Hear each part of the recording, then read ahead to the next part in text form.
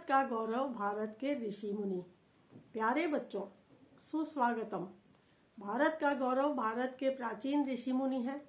श्रृंखला की तीसरी कड़ी के रूप में आज मैं इन विचारों को आप तक पहुंचाना चाहती हूं कि भारत के ऋषि मुनियों को यह श्रेय जाता है कि हजारों वर्षों पूर्व ही जिस ज्ञान को उन्होंने उजागर किया था, विश्व के वैज्ञानिकों ने उसे बहुत बाद में खोजा है। यह भी बताना चाहती हूँ कि वेद मंत्र ऋषि मुनियों के तपोमय चिंतन एवं अंतर्दृष्टि से किए गए मनन से उत्पन्न हुए हैं। इसलिए ऋषियों को मंत्र दृष्टा कहा जाता है। वेदों को ईश्वर वाक्य भी कहा गया है, यानी कि ऋषियों ने अपने अंतःकरण में जिस तत्व का साक्षात्कार किया, उन्होंने पूर्ण जागृत अवस्था में जैसा देखा, सुना, परखा व अनुभव किया, वही वेद वाणी है। ये ऋषि मुनि न तो वेद मंत्रों के लेखक हैं, न उनकी विषय वस्तु के लिए उत्तरदायी हैं, पर इन्होंने वेद के मंत्रों का स्पष्टीकरण अपने ग्रंथों में सरल भाषा में किया है। जन सामान्य की धारणा है कि प्राचीन ऋषि मुनि जंगलों में रहते थे, जटाजूटधारी थे, भगवा वस्त्र पहनते थे, झोपड़ियों में और कुटियाओं में रहते हुए रात दिन चिंतन में निमग्न रहते थे। सांसारिकता से भी कुछ लेना देना नहीं था।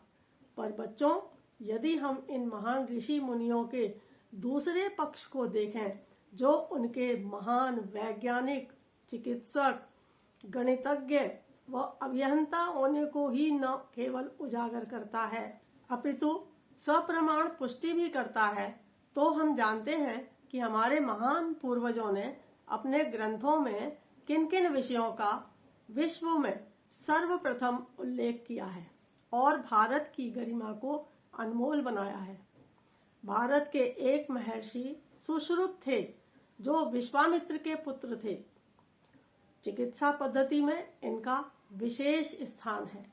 यह शल्य चिकित्सा के पितामह माने जाते हैं। इन्होंने सुश्रुत संहिता की रचना कर चिकित्सा पद्धति के अनेक सिद्धांतों का प्रतिपादन किया है। दूसरे महर्षि चरक आयुर्वेद विशारद के रूप में विख्यात हैं। चरक संहिता इनका प्रसिद्ध आयुर्वेद ग्रंथ है। इसमें रोगनाशक, रोग निरोधक दवाओं का उल्लेख है तथा सोना, चांदी, लोहा, पारा आदि धातुओं के भस्म एवं उनके उपयोग का वर्णन है। महर्षि आर्यभट्ट ने आर्यभट्टीयम ग्रंथ लिखा। ये प्राचीन भारत के महान ज्योतिषविद, गणितज्ञ और खगोल शास्त्री थे। पोलैंड के खगोल शास्त्री निकोलस कोपरनिकस से लगभग 1000 साल पहले ही आर्यभट्ट ने यह खोज कर ली थी कि पृथ्वी गोल है, वह सूर्य के चारों ओर चक्कर लगाती है। गणित में इन्होंने ही पाई एवं शून्य की खोज की। भारत का गौरव एक महर्षि वशिष्ठ हैं, जिन्होंने योग वशिष्ठ ग्रंथ की रचना की, जिसमें ज्योतिष विद्या और वेद प्रणाली का वर्णन है। यह उन सप्तर्षियों में से एक हैं जिन्हें ईश्वर द्वारा सत्य का ज्ञान एक साथ हुआ था और जिन्होंने मिलकर वेदों का दर्शन किया था। ऋषि वशिष्ठ त्रिकालदर्शी थे, सूर्यवंश के राजपुरोहित और राम के भी गुरु थे। महर्षि भारद्वाज ने यंत्र सर्वस्वम ग्रंथ की रचना की। इसमें सभी प्रकार के यंत्रों के बनाने तथा उनके संचालन का विस्तृत वर्णन है, जिसका एक भाग वैमानिक शास्त्र है। वेदों में विमान संबंधी उल्लेख अनेक स्थलों पर मिलते हैं। देवताओं के वैद्य अश्वनी कुमारों द्वारा निर्मित पक्षियों की तरह उड़ने वाले रथों का भी उल्लेख है। पुष्पक विमान जो रावण के पास था, उससे सभी परिचित हैं। प्रमाण भी उपलब्ध हैं कि पुष्पक विमान महर्षि अगस्त्य द्वारा निर्मित था। भारद्वाज ऋषि ने इंद्र से आयुर्वेद और व्याकरण का ज्ञान पाया। महर्षि भृगु ने इन्हें धर्मशास्त्र का उपदेश दिया था।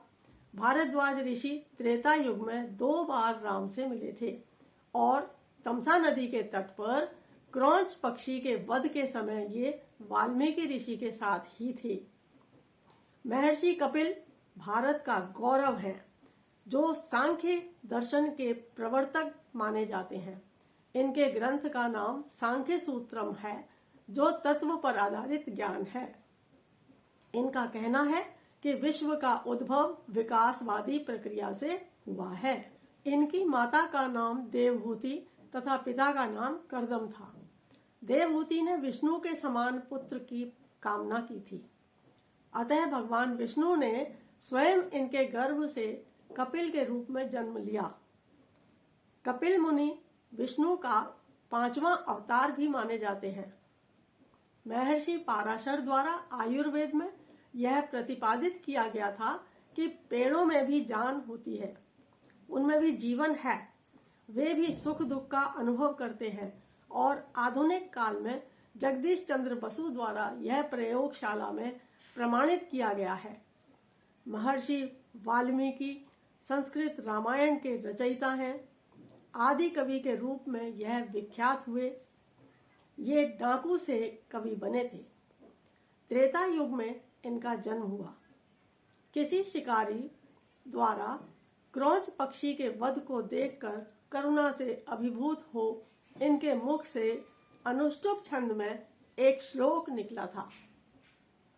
मां निषाद प्रतिष्ठाम त्वं गमः शाश्वती समा यत क्रौंच मिथुनादेकम अवधि काम मोहितम। महर्षि पतंजलि भारत के ऐसे ऋषि थे जिन्होंने संस्कृत में अनेक ग्रंथ लिखे, जिनमें योग सूत्रम इनकी महानतम रचना है। यह योग दर्शन का मूल ग्रंथ है। पतंजलि को दुनिया का प्रथम योग गुरु माना जाता है। इन्होंने योग को मन की चंचलता को स्थिर करने की सबसे प्राचीन तकनीक कहा है। अष्टांग योग को लाइफ स्टाइल से जोड़ा है। प्राणायाम से आत्म संयमी होना, सांस रोककर दीर्घजीवी होना, कई दिन तक भूखे रहना भी योग द्वारा संभव है।